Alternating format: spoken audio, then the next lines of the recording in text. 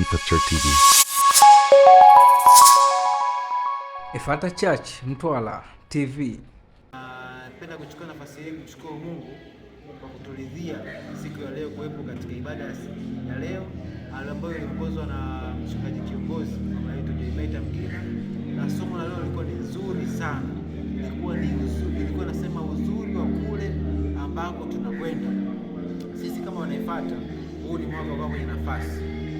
Kwa hiyo inabidi tukae kwenye nafasi zetu sisi ili tuweze kufikia ule uzuri ambao Mungu amesema na mama yetu atuambie siku ya leo. Na ukaribisha sana ndugu mtazamaji, na amini utapokea cha tofauti siku ya leo. Tukianza na somo letu ambao linasema uzuri wa kule ambako tunatakiwa kwenda. Kupitia kusoma neno la Mungu ambalo linatoka katika Kumbukumbu la Torati 11 mstari wa 8 mpaka 12. Nao inasema, kwa hiyo yaangalieni maagizo niwaagizayo leo, mpate kuwa na nguvu na kuingia mkamiliki nchi muivikayo kuimiliki. Sawa sawa na neno ambalo tunatembea nalo kwa mwaka mzima huu hapa, kwa kwenye nafasi zetu ili tuweze kumiliki. Lakini hapa neno la Mungu linasema kutii yale maagizo. Kuna maagizo ambayo Mungu yeye anapatia sisi watu wake ili kuangalia uaminifu wetu kwake. Kuna maagizo mbalimbali ambayo Mungu anasema na watumishi wake ili tuweze kuyatekeleza. Kwa huwezi kufika kule, huwezi kufikia ule uzuri ambao mama yetu leo amehubiri, ule uzuri wa kule ambako tunakwenda Mungu anatupeleka, bila kuwa mtii katika kufanya maagizo yote ambayo tunapatiwa na watumishi wa Mungu. Lakini leo nina watumishi wawili ambaye ni mtumishi Lightness na mtumishi Yakobo. Napenda kumkaribisha mtumishi Lightness. Karibu sana mtumishi wa Mungu. Bwana Yesu asifiwe. Naamini wewe ni mzima wa afya. Naamini umepokea kitu tofauti siku ya leo. Na kitu gani ambacho umepokea siku ya leo? Kuna mtazamaji pale anataka kusikia chochote kutoka kwako. Kwa mimi kitu ambacho nimepokea kwa siku ya leo kama mafundisho bali ni ule uzuri wa sema ambao tumeandaliwa sisi kama wana wa Mungu sasa katika mwaka huu ambao tunasema kwamba ni mwaka wa kusoma katika nafasi za umiliki. Kwa hiyo kuna uzuri wa katika sehemu ya umiliki. Kama tunajua kwamba tunapozungumzia swala la umiliki, mazote wako na kitu ambacho tunakitaka. Kwa hiyo lazima utaona mazuri au kile ambacho utakwenda kumiliki lazima utakifurahia. Kwa hiyo ni somo zuri ambalo tumelipokea ambalo tunaonyesha uzuri wa kule ambako tunataka kwenda sasa katika huu umiliki ambao tuko nao katika mwaka huu.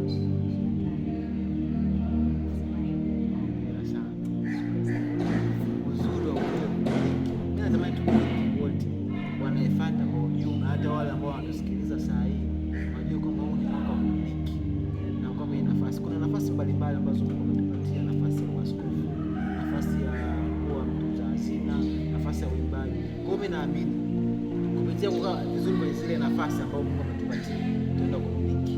Na ule uzuri ambao mwaka huu au mama yetu amehubiri siku ya leo, ule uzuri wa kule ambao mimi naamini Mungu ametupangia sehemu nzuri sana.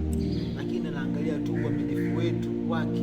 Sisi tunaweza kuonyesha uaminifu. Sasa leo tunasema kweni waaminifu. Nilikuwa naelezea hapa kweni nini? Waaminifu. Na pia na mtumishi mwingine hapa Yakobo, karibu sana. Natamani tusikie chochote kutoka kwako. Kuna leo mama anafundisha kuhusu uzuri wa kule ambako tulitoka kwenda. Na mimi kuna kitu ambacho nakielewa siku ya leo. Natamani ushane na watazamaji na ushane na sisi hapa pia, kwa sababu tuna namna tofauti ya kupokea. Kwa hiyo kupokea unaweza kupokea sasa hivi mimi hapa. Amen. Karibu sana. Bwana Yesu asifiwe. Pia na mimi napenda kumshukuru kwa somo zuri la leo alilofundisha mama yetu kiongozi mchungaji Joymaita Mgina. Ametufundisha somo zuri la kufikia katika uzuri wa kumiliki. Haleluya. Nilichojifunza mimi zaidi katika kumiliki mwaka huu, mwaka wetu tukiangalia ni mwaka wetu wa kumiliki. Yes, ndio. Mama yetu amezungumzia akasema ili tuweze kumiliki tunatakiwa tuwe na nguvu. Bwana Yesu asifiwe. Tuishi na nguvu ya nani? Ya Mungu. Tusio watu wa kulegalega. Haleluya. Yes. Maana tukiisha legalega tu hatuwezi kufikia kule alikotuandalia nani? Alikotuandalia Mungu katika swala zima la tufanyaje? Kumiliki. Bwana Yesu asifiwe. Amen. Kwa hiyo tuweze kufikia kumiliki tunahitaji sana kuwa na nguvu ya Mungu. Tunahitaji kuishi sana kwenye nguvu ya Mungu ili tukapate kupokea zile ahadi alizotuahidi Haleluya. Pia akasema lazima tuyaishi maagizo yake. Ili uweze kumiliki, unahitaji maagizo ya Mungu kuyaishi.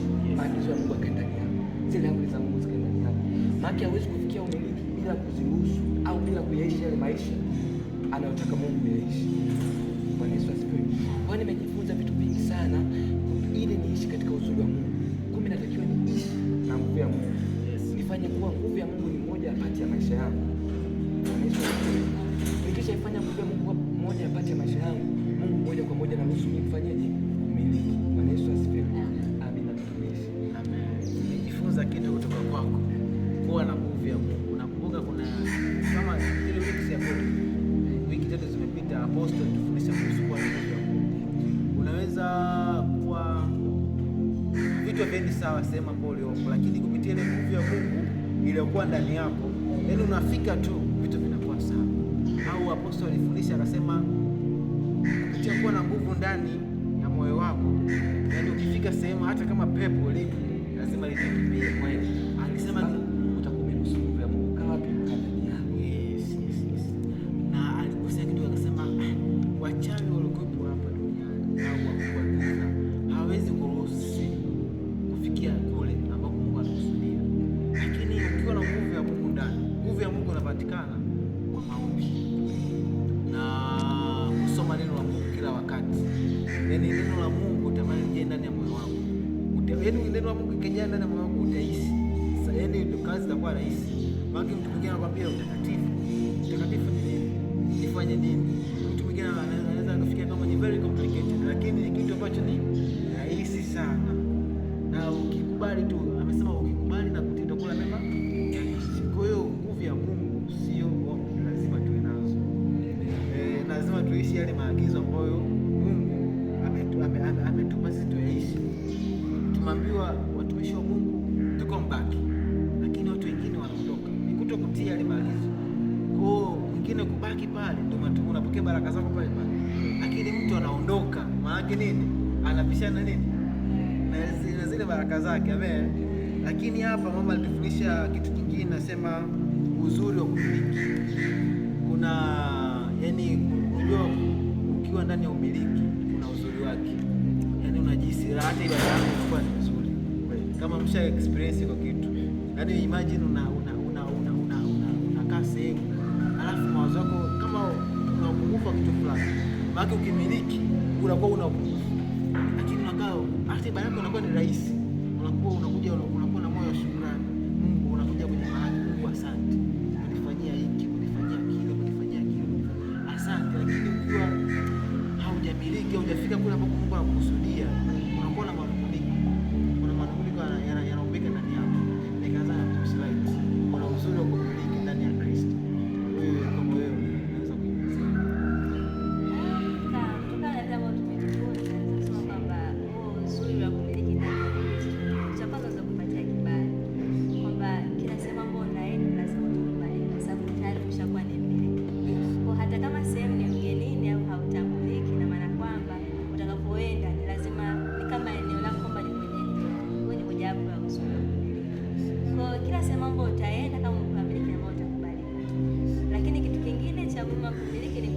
Chochote ambacho tutaka kufanya lazima kitafanikiwa, kwa sababu tayari unaweza nikazungumzia kwa popote ambapo tena utakubalika, lakini pia chochote ambacho utafanya, na maana kazi ni mikono yako, chochote ambacho utafikiria kufanya lazima kitakuwa kwa tayari wewe ni mmiliki wa hicho kitu. Mama aligusia leo, tunasema kuhusu vizuizi. Kwa hiyo mimi hapa nilijifunza kitu, kwa sababu dunia tunaoishi kuna vizuizi vingi sana. Ili uweze kupata kitu fulani, yaani kuna vizuizi lazima vitajitokeza. Na vizuizi haviishi. Lakini mtumishi wa Mungu hapa alizungumzia kuhusu nguvu ya Mungu. Uko na nguvu ya Mungu ndani, yaani vile vizuizi vyenyewe vinafanyaje? Vinajiachia, vinaondoka. Kwenye umiliki, maana unatembea kwa zile baraka ambazo Mungu amekupa. Bwana utembee huko. Unajua nilijifunza kitu, muujiza unaishi, lakini baraka za Mungu haziishi. Kwa hiyo ukiamua kweli nataka mimi kumiliki, mako nikiongezee baraka za Mungu. Kwa hiyo utajiri utakuwa ni kama nguo au kanga leo chanika. Kwa maji si ukiaeka yana unaimba basi kwamba yani sasa Yakobo anaimba au light anaimba. Amen. Mungu aachilie sasa. Yakobo sasa unaimba mtumishi wako. Aje nikuweke sifa. Na sifa kumiliki. Maana hatumiliki tu hapa duniani na mbinguni pia. Kwa kadri unavyofanya vizuri hapa duniani. Nakumbuka nishakusikia kutoka kwa apostoli. Alisema kwamba kwa kadri unavyozidi kufanya vizuri kwa Mungu kuna nyumba ambazo unazijenga kwa mbinguni. Kwa hiyo umiliki tu duniani, maana unamiliki na mbinguni. Na siku naamini tunaenda kumiliki ile taji ambalo Mungu anakupatia watu wake ametuandalia. Lakini watu wengi wanakutana na vikwazo mbalimbali katika kukaa kwenye nafasi zao. Wengine kuwazika, wengine kukata tamaa, wengine kuangalia mazingira, lakini kuna vile visababisha ambavyo vinaweza kusababisha mtu kushinda. Kuna zile ways za mtu kushinda. Mtu anapoona changamoto afanyaje? Mwingine akiwaza nakuja kanisani lakini sina hela ya kula. Ukikaa nyumbani utapata hela ya kula? Hapana. Kama mtu hana kitu, kwa mfano hana hela, anawaza jamani nitawezaje kushinda hili? Anakeje kwenye hema la Bwana. Amen. Lakini kuna zile njia za kushinda. Mtumishi Yakobo, naamini mama, kuna kitu mama ametufungulia siku ya leo kupitia ushindi katika kumiliki. Tuweze kufikia umiliki, lazima tuwe washindi. Hebu tuelezee kidogo hapo. Pia mtumishi wa Mungu alielezea vizuri kabisa, akasema ili tuweze kutoka katika huo utumwa, ili tuweze kumiliki zile baraka zote tunazoziona, lazima kwanza tusimame kwenye mlaba wetu. Bwana Yesu asifiwe. Amen. Ili uweze kutoka kwenye huo kushinda. Bwana Yesu asifiwe. Lazima kwanza ufanyeje? Usimame kwenye nini? Kwenye mlaba wako. Unasimamaje kwenye mlaba wako? Bwana Yesu asifiwe. Ni pale tunapoamua kusimama kweli kufanya kazi pamoja na nani? Na Mungu. Bwana Yesu asifiwe. Kama wewe ni asha, hakikisha ule mlaba uliopewa unasimama kikamilifu. Kama wewe ni mwimbaji, hakikisha ile nafasi uliopewa kumtumikia Mungu unasimama kikamilifu.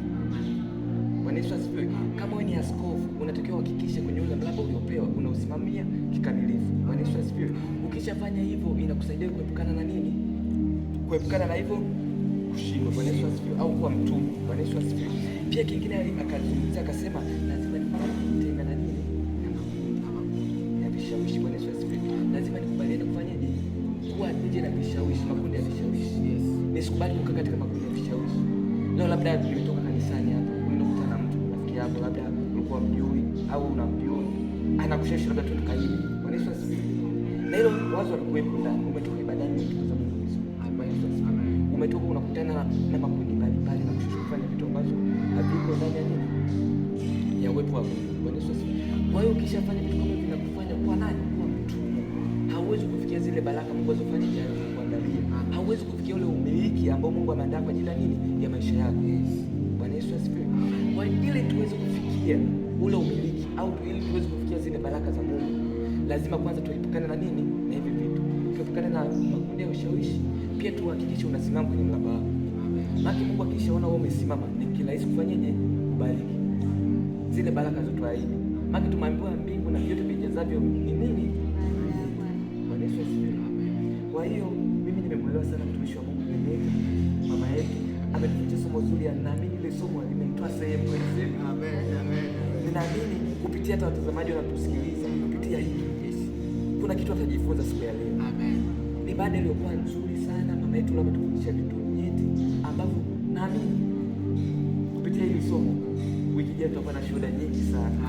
Mungu ataleta shuhuda nyingi sana. Maana kuna watu wanaenda kutoka kwenye vizuizi. Kuna watu wanaenda kuzifikia zile baraka zao kwa ambazo wanaangalia. Haleluya. Amen. Okay, hapo kwa kitu ambacho nimejifunza. Tukisoma Mithali 1:10. Mungu anatoka katika Mithali 1:10. Na anasema mwanangu, mwenye dhambi wakikushawishi wewe usikubali. Amen. Tunatembea katika dunia ambayo imejaa maovu mengi sana. Remember kwamba sisi ni vijana na tunakutana na watu wengi sana. Kwa hiyo kuna ushawishi ambao watu wengi wanakutana nao wa ibilisi kutokana na nini? Na tamaa ambazo watu wanakuwa nazo au tunakuwa nazo. Lakini hapa mithali inasema kwamba mwanangu, uwe mwenye dhambi wakikushawishi wewe usikubali. Na nakumbuka Zaburi 1:1 anasema, heri mtu yule asiyekwenda katika shauri la wasio haki, wala kusimama katika njia ya wakosaji, wala kuketi barazani pa wenye mizaha. Kwa hiyo ili tuwe na nguvu ya Mungu ndani, maana ni tusiketi na wakosaji. Tuseme ndio kweli. Heri mtu asiyekwenda katika shauri la wasio haki. Kuna mtu mwingine akisikia tu muziki labda ambao haieleweki, fast anakimbia, mwingine madisco, lakini anakuja kanisani sawa, ila sasa hawezi kuwa na zile nguvu za Mungu. Unaweza kuona Mungu kwa nini anioni? Vitu vingine vinahitajiwa kuamrisha, na huwezi kuamrisha wewe bila kuwa na nguvu ya Mungu ndani. Wengine sometimes unahitaji tu Mungu, unahitaji kulia, unahitaji kusema pesa, naomba unifuate, na zinakufuata, lakini haziwezi kukufuata bila wewe kuwa na nguvu ya Mungu ndani ya moyo wako. Kwa hapo nimejifunza kitu, tunatoka tuwe na nguvu ya Mungu na tukubali kutii yale maagizo ambayo Mungu anatuagiza. Umetangaza kitu fulani, kuwa na moyo wa shukrani. Kwa mfano, inahitajika kiasi fulani kwa ajili ya kazi ya Mungu, unakuwa na moyo wa shukrani, unamwambia Mungu asante kwa kuwa umeleta hili, ninafanyaje na niweze. Ukifanya hivyo unachochea, mwambie Mungu, mwanangu ana kitu anaelewa kitu fulani, na lazima tajike kule ambapo Mungu anakusudia. Kwa ndio hivyo, na washukuru sana na Mungu awabariki.